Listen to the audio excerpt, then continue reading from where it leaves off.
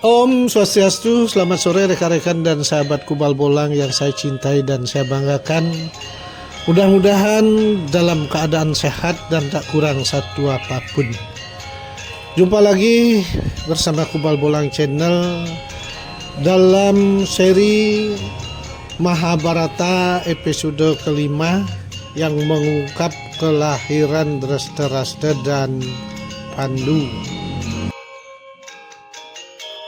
Bagi yang baru menemukan video ini, jangan lupa tekan tombol subscribe supaya rekan-rekan tidak ketinggalan video-video terbaru dari Kubal Bolang. Dan apabila rekan-rekan menyukai video ini, silahkan tekan tombol like dan bagikan kepada rekan-rekan kita. Untuk rekan-rekan yang ingin memberikan masukan, silahkan tinggalkan komentar pada kolom komentar video ini. Pernikahan Prabu Wicitrawirya dengan kedua putri kasih yaitu Dewi Ambika dan Dewi Ambalika dilangsungkan sangat meriah layaknya pernikahan seorang raja. Dewi Ambika dengan Dewi Ambalika sangat bahagia menjadi permaisuri Prabu Wicitrawirya karena memiliki seorang suami yang sangat tampan dan memiliki sifat yang baik. Perkawinan mereka sangat bahagia. Semenjak Citrangada terbunuh, Bisma memerintah kerajaan Hastinapura atas nama Prabu Wicitrawirya. Selama pemerintahan ini tidak ada hal-hal istimewa yang terjadi. Bisma selalu mencurahkan perhatiannya untuk kerajaan dan rakyat Hastinapura. Sedangkan Wicitrawirya hanya ingin berbahagia bersama istrinya. Setiap hari kegiatannya bagaikan sepasang pengantin yang berbulan madu. Kebahagiaan mereka tidak berlangsung lama karena takdir kembali mengejutkan mereka. Wicitrawirya menderita penyakit yang mematikan. Pelayan-pelayan terbaik ditugaskan, tabib-tabib terbaik juga sudah dilibatkan, tetapi tidak dapat menyelamatkan nyawa Wicitrawirya. Wicitrawirya kemudian meninggal dalam usia yang sangat muda dan belum memiliki momongan yang akan menggantikan kedudukannya memerintah di Hastinapura. Dewi Satyawati sangat terpukul dengan nasib yang menimpanya. Kehilangan kedua anaknya begitu menyedihkan. Tetapi yang lebih menyakitkan adalah memikirkan bahwa Istana Kuru tidak memiliki seorang penerus.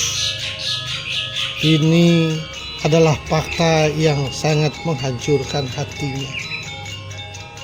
Ia selalu kelihatan murung, selalu kelihatan bersedih karena menghabiskan waktunya untuk mencoba memikirkan jalan untuk menghidupkan kembali api yang sudah padam. Akhirnya Satyawati memutuskan untuk membicarakan hal serius ini dengan Bisma. Satyawati memulai dengan kalimat yang lirih. Lihatlah aku anakku, aku telah kehilangan suamiku. Citra Ngada terbunuh sebelum aku menemui kematianku. Wicitrawirya juga meninggalkanku sebelum sempat memberiku cucu sebagai penerus dari kerajaan Kuru ini. Sekarang aku telah menemukan caranya. Hanya engkaulah harapanku satu-satunya, anakku. Demikian kalimat sedih dari Dewi Satyawati yang disampaikan kepada Bisma.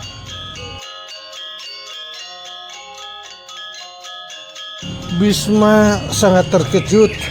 Ia berkata, "Ibu, bagaimana aku bisa? Aku telah berjanji untuk membujang selamanya, dan engkau menyuruh aku untuk melanjutkan garis keturunan ini."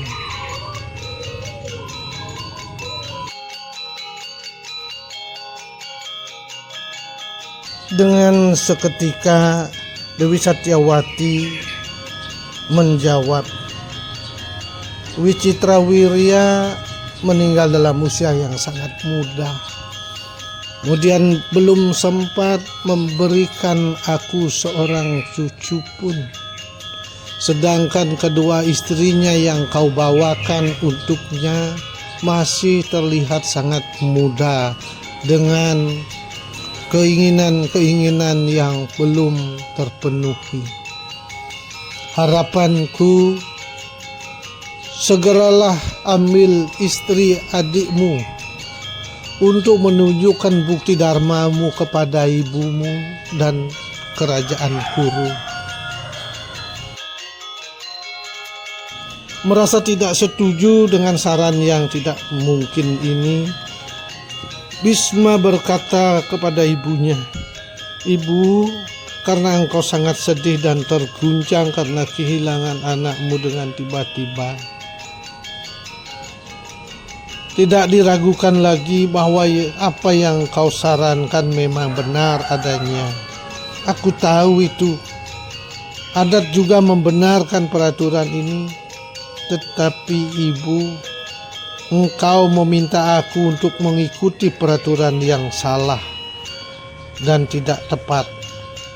Kau tahu bahwa aku telah bersumpah untuk tidak mewarisi mahkota dan tidak akan menikah juga.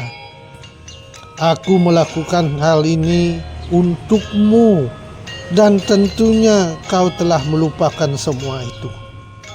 Engkau tidak ingat akan sumpah yang sangat menakutkan yang telah aku lakukan. Aku telah bersumpah dalam hidupku, wanita tidak memiliki tempat di hatiku.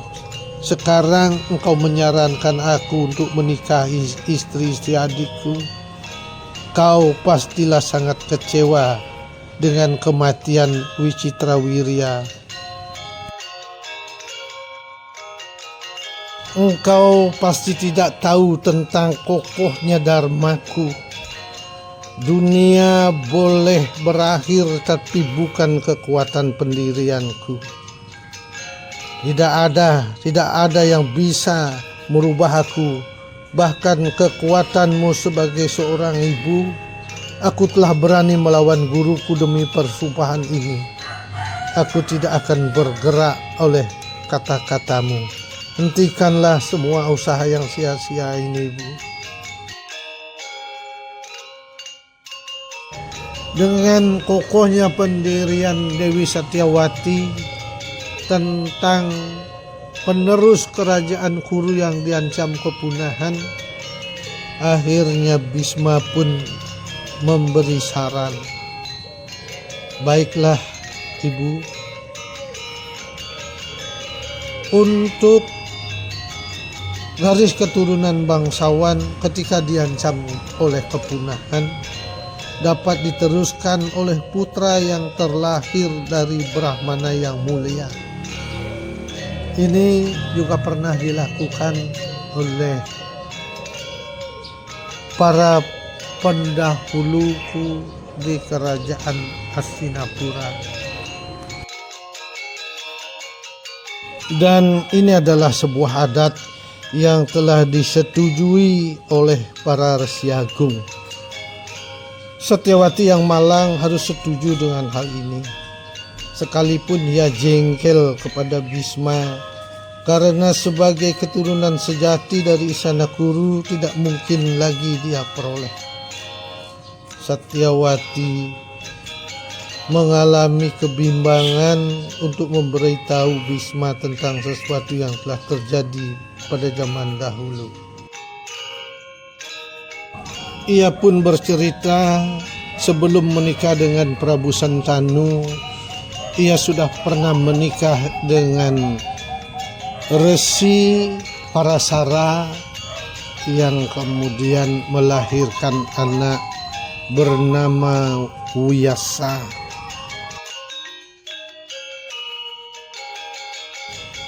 Ia berencana untuk memanggil putranya tersebut sebagai penyambung keturunan Kuru. Bisma pun akhirnya setuju. Hanya dengan memikirkan putra pertamanya saja, Resi Wiyasa dengan segera sudah muncul di hadapannya. Ia menyambutnya dan memberitahunya segalanya. Ia berkata, "Engkau adalah ibuku, wanita yang telah memberiku kehidupan. Aku akan melakukan apapun yang engkau perintahkan." Ia berpikir sejenak dan berkata, "Aku bisa mengabulkan keinginanmu. Aku akan berusaha dan membahagiakanmu. Aku akan mengawini istri-istri adikku Wicitrawirya, tetapi kuserahkan padamu untuk membuat mereka dapat menerimaku. Mereka pastilah sangat takut dengan wajahku dan kulitku yang gelap." Dewi Satyawati pun setuju dan akhirnya menemui kedua menantunya dengan kalimat pembuka, "Kerajaan Kuru sekarang diambang kepunahan. Engkau berdua memiliki tugas untuk memberikan keturunan demi keberlangsungan Istana Kuru yang agung ini. Bahwa kalian berdua harus dapat menerima Resi Wiyasa dengan perlakuan yang baik." Pada saat itu Ambika pun menyetujuinya. Saat itu malam gelap gulita. Ambika di kamarnya menunggu dengan cemas datangnya Resi Wiyasa. Kemudian setelah melihatnya begitu menakutkan dan mengerikan rupa sang resi, gadis yang malang ini dipenuhi oleh rasa takut dan segan pada pria yang wajahnya mengerikan ini. Tetapi ia harus melewati malam yang menakutkan ini. Ia menutup rapat matanya dan tidak memberikan respon terhadap Resi Wiyasa. Malam siksaan berakhir. Satyawati menunggu dengan tidak sabar datangnya Wiyasa. Ia memberitahunya bahwa putra yang kuat akan lahir dari Ambika. Tetapi karena ia telah menutup matanya sepanjang malam, ia tidak berani menatapnya. Putra yang terlahir akan buta.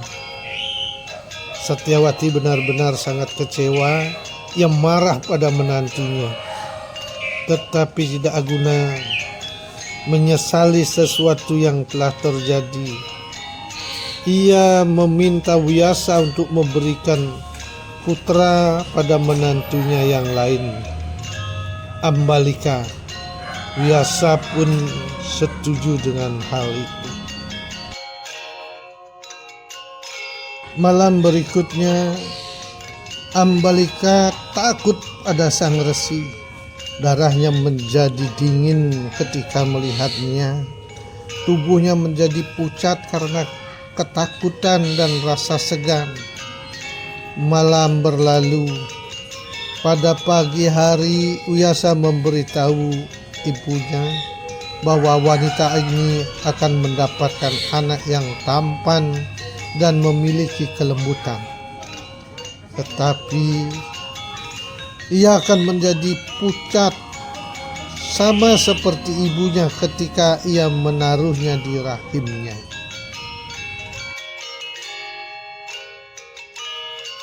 Satyawati yang malang tidak tahu apa yang harus dia lakukan. Akhirnya dia memohon sekali lagi, "Anakku, engkau harus menemui Ambika sekali lagi. Aku akan menasehatinya. Sementara itu engkau harus melakukan hal ini demi aku."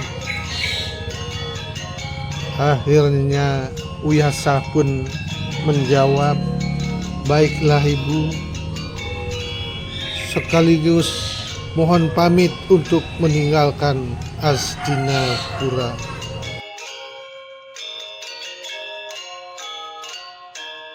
Setelah 9 bulan berlalu, 2 anak terlahir. Satu anak terlahir dari Ambika adalah anak yang kuat, gagah, tetapi malang anak ini terlahir buta. Yang satu lagi terlahir dari Dewi Ambalika, anak yang tampan dengan penuh kelembutan, tetapi sayang memiliki kulit yang pucat seperti kulit ibunya ketika menemui Resi Wiyasa pada malam tersebut. Kedua anak ini diberi nama Drestharashtra dan Pandu. Nama ini diberikan langsung oleh Resi Wiyasa.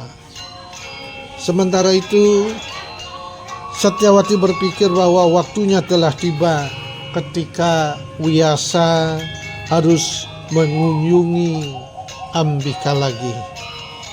Ia menyuruh menantunya untuk memperbaiki kesalahannya sebelumnya dan mengatakan bahwa hal inilah yang menyebabkan anaknya terlahir buta. Dewi Ambika tidak dapat memikirkan Resi Wiyasa tanpa rasa takut. Ia berniat mengutus salah seorang pembantunya untuk menemani Wiyasa pada malam nanti. Wiyasa bertemu dengan gadis itu. Ia sangat memperhatikan semua keinginannya dan Wiyasa pun senang padanya. Pada pagi hari ia berkata pada ibunya bahwa seorang anak yang bijaksana dan baik akan segera lahir. Ia merupakan inkarnasi dari Dewa Dharma. Mendengar hal tersebut, Satyawati sangat bahagia. Tetapi kemudian Wiyasa melanjutkan, "Tapi ibu dari anak itu bukanlah menantumu. Ia telah menyuruh pelayannya datang padaku tadi malam, dan beruntunglah bahwa pelayan ini mendapatkan putra yang terbaik. Maka dari itu, aku telah berusaha sebaik mungkin untuk membantumu, tetapi nampaknya tidak berhasil. Aku mohon, janganlah meminta pertolonganku lagi. Untuk seorang pria yang tidak memiliki keterikatan dengan dunia lagi, tidaklah benar untuk mengawini wanita lebih dari 3 kali. Aku setuju dengan semua ini karena engkau adalah ibuku. Engkau yang telah memerintah aku. Sekali lagi aku mohon, janganlah engkau memanggilku lagi.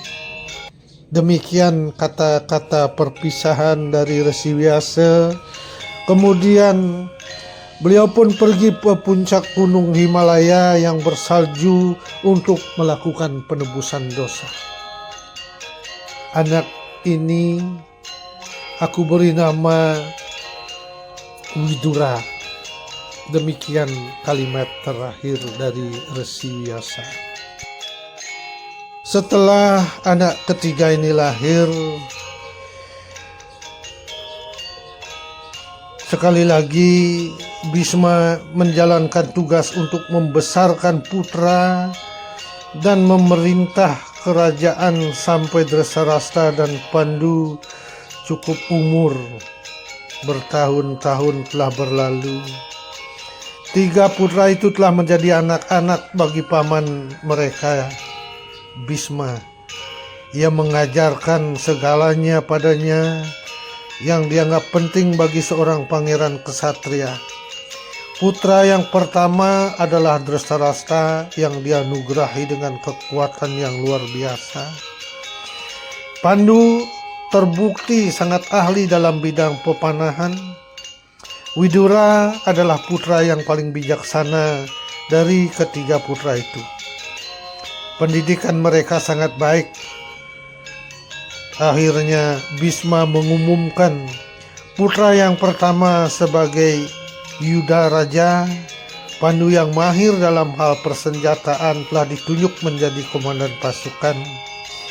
Widura yang telah dilatih menjadi menteri bagi sang raja. Karena ia buta, Drestarashta tidak bisa memerintah kerajaan. Pandu memerintah kerajaan atas nama Drestarashta dengan bimbingan Widura. Baiklah rekan-rekan dan sahabat Kubal Bolang yang saya cintai dan saya banggakan, bagaimana perkembangan 3 putra Kuru ini akan saya tampilkan pada episode berikutnya. Kurang lebih saya mohon maaf yang sebesar-besarnya. Mudah-mudahan bermanfaat bagi rekan-rekan dan sahabat semua. Saya tutup dengan Purama Santi. Om Santi, Santi, Santi, Om.